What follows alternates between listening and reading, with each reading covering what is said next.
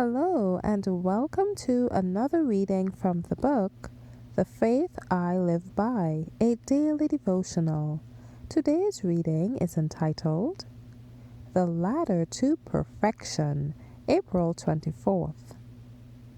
According as his divine power hath given unto us all things that pertain unto life and godliness, through the knowledge of him that hath called us to glory and virtue. 2 Peter 1 verse 3. Jesus is the ladder to heaven, and God calls upon us to mount this ladder. But we cannot do this while we load ourselves down with earthly treasures. We wrong ourselves when we place our convenience and personal advantages before the things of God. There is no salvation in earthly possessions or surroundings. A man is not exalted in God's sight or accredited by him as possessing goodness because he has earthly riches. If we gain a genuine experience in climbing, we must leave every hindrance behind. Those who mount must place their feet firmly on every round of the ladder.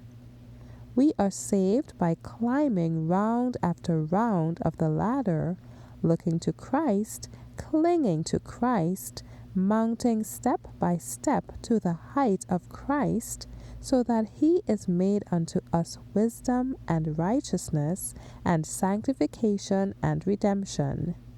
Faith, virtue, knowledge, temperance, patience, godliness, brotherly kindness, and charity are the rounds of this ladder. Courage, fortitude, faith, and implicit trust in God's power to save are needed. These heavenly graces do not come in a moment. They are acquired by the experience of years. But every sincere and earnest seeker will become a partaker of the divine nature. His soul will be filled with intense longing to know the fullness of that love which passes knowledge.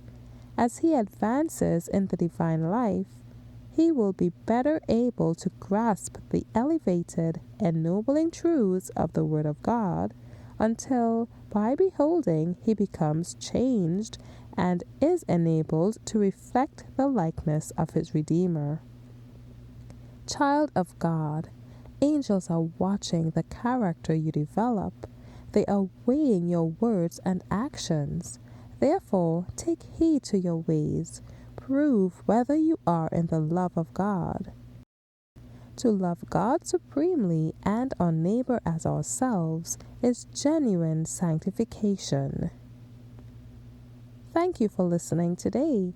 I trust that you have received the message God had in store for you.